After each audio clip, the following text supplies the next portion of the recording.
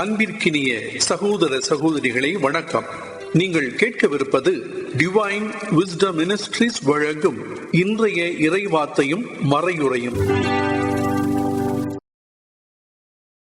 2025 November மாதம் 18ஆம் தேதி, புதுக்காலம் 33ஆம் வாரம், செவ்வாய்க்கிழமை. திருத்துதர்கள் பேதுரு, பவுல், பேராலயங்களின் நேர்ந்தளிப்பு நினைவு. முதல் வாசகம். நாங்கள் ரோமை போய் சேர்ந்தோம். திருத்துதர் பணிகள் நூலிலிருந்து வாசகம். அதிகாரம் 28, இறைவசனங்கள் 11 முதல் 16 முடிய மற்றும் 30, 31. சகோதரர் சகோதரிகளே, 3 மாதங்களுக்கு பிறகு குளிர்காலத்தில் மால்தா தீவில் ஒதுங்கியிருந்த ஒரு சிறிய கப்பலில் ஏறினோம். அதில் மிதுன சின்னம் பொறிக்கப்பட்டிருந்தது. அது அலெக்சாந்திரியாவை சார்ந்தது. நாங்கள் சிரக்கூசா துறைமுகத்தை அடைந்து அங்கு 3 நாள் தங்கியிருந்தோம். அங்கிருந்து கரையோரமாக சுற்றி வந்து ரேகியோ என்னும் இடத்தை அடைந்தோம். ஒரு நாள் அங்கு தங்கிய பின் தெற்கிலிருந்து காற்று வீசவே 2ஆம் நாள் புத்தயோலி என்னும் இடம் சென்றோம். அங்கு நாங்கள் சகோதர சகோதரிகளை கண்டோம். நாங்கள் அவர்களோடு 7 நாள் தங்குமாறு அவர்கள் எங்களை கேட்டுக்கொண்டார்கள். அதன் பின் நாங்கள் ரோமை போய் சேர்ந்தோம். அங்குள்ள சகோதர சகோதரிகள் எங்களை பற்றி கேள்வியுற்று அப்பியு சந்தை, 3 விடுதி என்னும் இடங்கள் வரை எங்களை எதிர்கொண்டு வந்தார்கள். சவுல் அவர்களை கண்டபோது துணிவு கொண்டு கடவுளுக்கு நன்றி செலுத்தினார். நாங்கள் ரோமை வந்தபோது பவுல் தனி வீட்டில் தங்கியிருக்க அனுமதி பெற்றுக் கொண்டார்.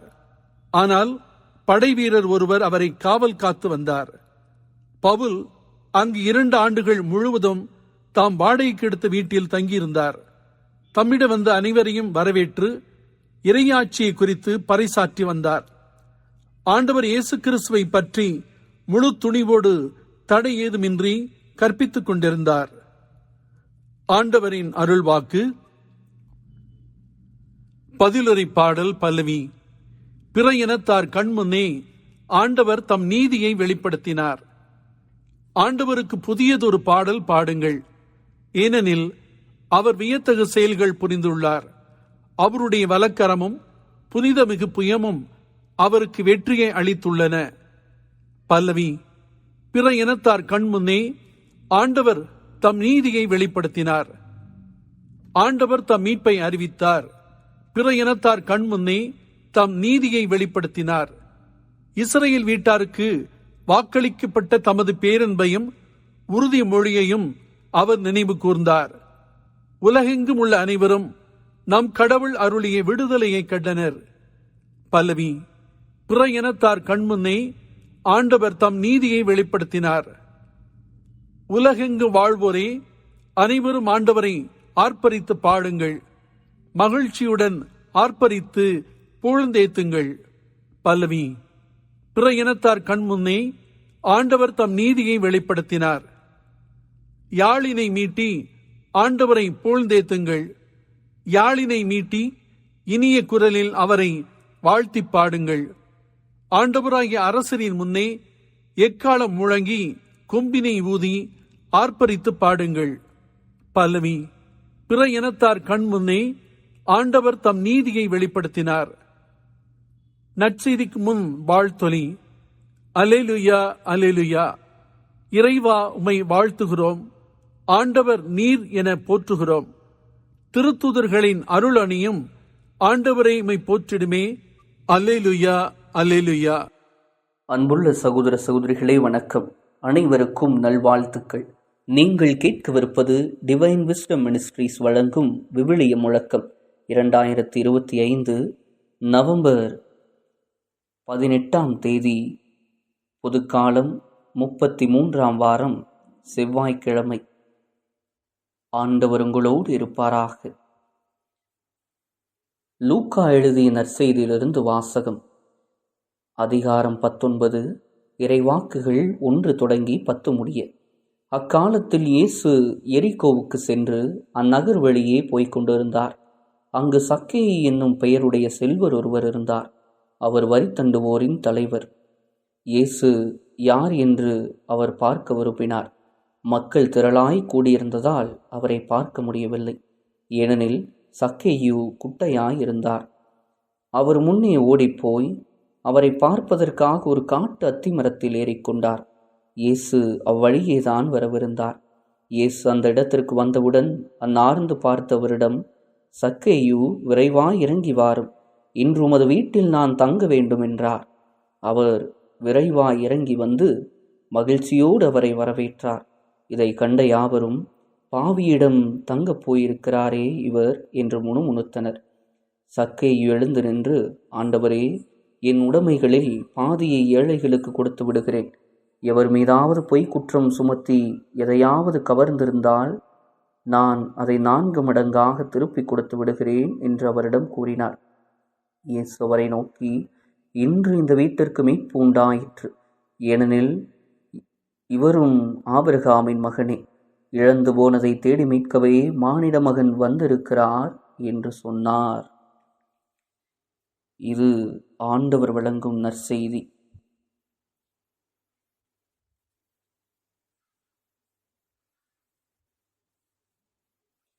அன்பான சகோதர சகோதரிகளே, இன்றைய நற்செய்தி வாசகம் சக்கேயுவின் வாழ்க்கையை தொடும் ஒரு சிறிய சந்திப்பை போல தோன்றினாலும் அது நம் வாழ்க்கையை மாற்றக்கூடிய உன்னதமான அன்பின் வெளிப்பாடாகும்.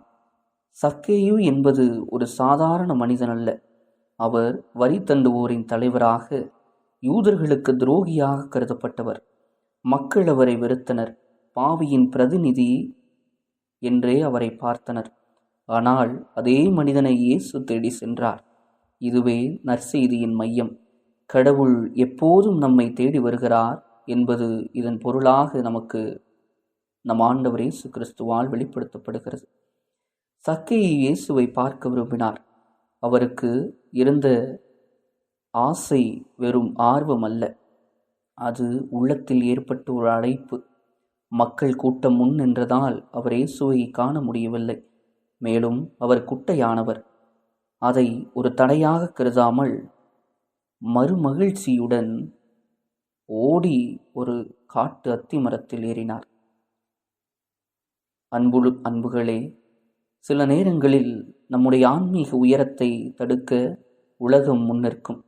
பழைய பழக்க வழக்கங்கள், பாவங்கள், பயங்கள், மனிதர்களின் கண்கள், ஆல் தீஸ் கவர்ட் அஸ். ஆனால் சக்கேயு போல் நாமும் ஒரு முடிவெடுக்க வேண்டும். இயேசுவை பார்க்க நாம் அவருக்கு முன்பாக செல்ல வேண்டும். அவருடைய அழைப்பிற்கு நாம் செவி கொடுக்கிற பிள்ளைகளாக நாம் மாற வேண்டும். அந்த ஒரு அழைப்பே நம்முடைய வாழ்க்கைக்கு ஒரு மாற்றத்தை கொண்டு வரும்.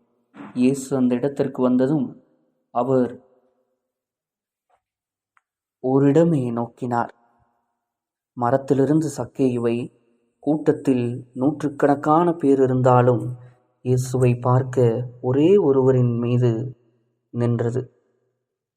இயேசுவின் பார்வை அந்த ஒரு சக்கேயுவின் மீது நின்றது. அவர் சொன்ன வார்த்தைகள் அன்பின் உச்சம். சக்கேயு, விரைவாய் இறங்கி வா, இன்று உமது வீட்டில் நான் தங்க வேண்டும். இயேசுவின் அழைப்பு தனிப்பட்டது, அவசரமானது, மாற்றத்தை கொண்டு வரக்கூடியது. அவர் பெயரால் அழைத்தார். இன்று இயேசு நம்மையும் அவர் பெயரால் அழைக்கிறார். இறங்கி வா, நான் உன் இதயத்தில் தங்க வேண்டும் என்று. சக்கேயு மகிழ்ச்சியுடன் இயேசுவை வரவேற்றார். இந்த வரவேற்பே அந்த வீட்டின் மீட்பிற்கான கதவை திறந்தது.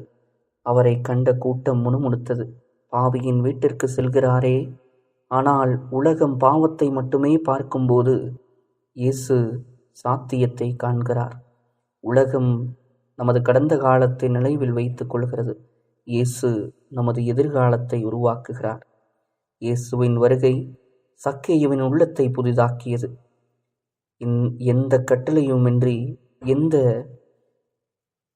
குறைச்சாட்டுகளுமின்றி அவர் மனம் மாறினார். என் செல்வத்தின் பாதியை ஏழைகளுக்கு கொடுப்பேன். யாரிடமாவது அநியாயம் செய்திருந்தால் 4 மடங்காக திருப்பிக் கொடுப்பேன் என்றார். இதுதான் உண்மையான மனமாற்றம். பழையவற்றை துறந்து அநியாயத்தை சரி செய்து ஆண்டவரின் அன்பிற்கு பதில் கொடுக்கும் ஒருவரின் வாழ்க்கை. இயேசு அறிவித்தார், இன்று இந்த வீட்டிற்கு மீட்பு உண்டாயிற்று என்று. மீட்பு என்பது ஒரு நாள் நிகழ்ச்சி அல்ல, அது இயேசுவை உள்ளத்தில் தக்க வைத்ததும் தொடங்கும் வாழ்க்கை மாற்றம். அவர் மேலும் கூறுகிறார், இழந்ததை தேடி மீட்கவே மானிட மகன் வந்திருக்கிறார் என்று. இதுவே நமது நம்பிக்கையின் நிச்சயம். நாம் எவ்வளவு தூரம் சென்றாலும் எவ்வளவு விழுந்தாலும் இயேசுவின் கண்களில் நமக்கு மதிப்புண்டு, நமக்கும் ஒரு இடம் உண்டு. இன்று சக்கேயுவின் வரலாறு நமக்கு ஒரு அழைப்பு விடுக்கிறது. அவர் உங்களை தொடும்போது மாற்றத்தையும் விட்டு கொடுத்தலையும் அன்புடன் ஏற்று அவருடன் வருகை நம் வீட்டிற்கும் நம் இதயத்திற்கும் மீட்பை தரட்டும். ஆண்டவர் உங்களோடு இருப்பாராக. எல்லாம் வல்ல இறைவன், தந்தை, மகன், தூய ஆவியார் உங்களை நிறைவாக ஆசிர்வதிப்பாராக. ஆமென்.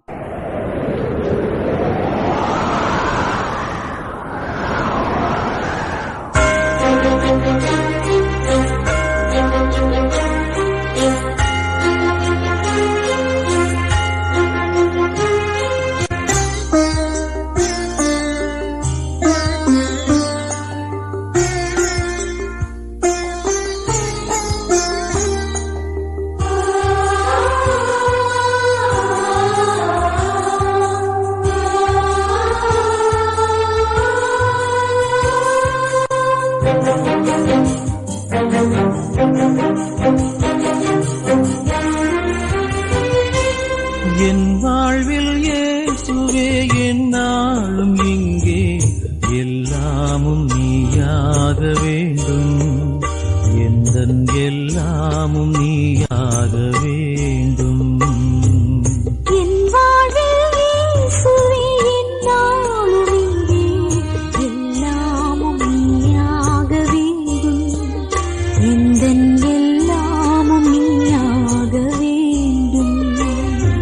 சோகங்கள் ஆறாமல் நான் வாடும்போது தாயாக நீ மாற வேண்டும், அந்த தாயாக நீ மாற வேண்டும்.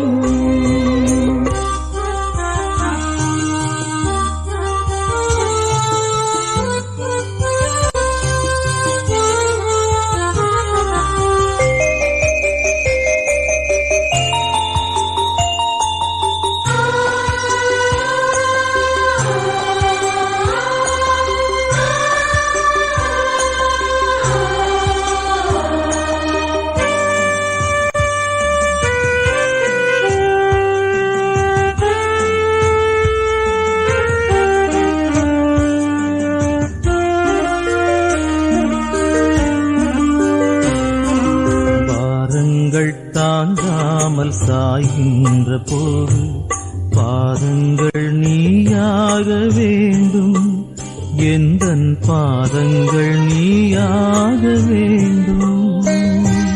பாவங்கள் கடலாகி நான் மூழ்கும் போது ஓடங்கள் நீயாக வேண்டும், வருங்கோடங்கள் நீயாக வேண்டும்.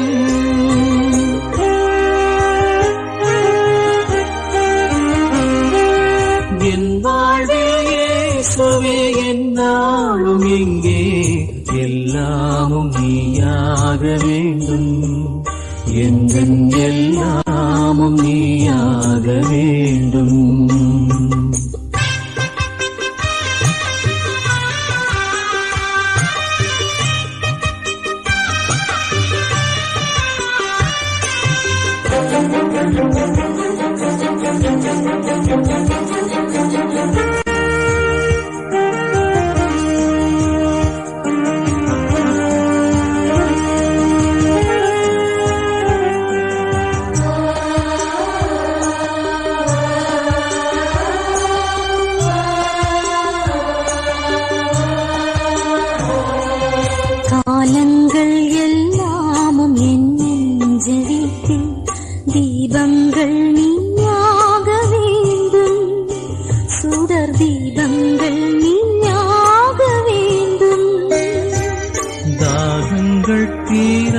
இல்லாமல் நான் ஏங்கும் போது மேகங்கள் நீயாக வேண்டும், மழை மேகங்கள் நீயாக வேண்டும்.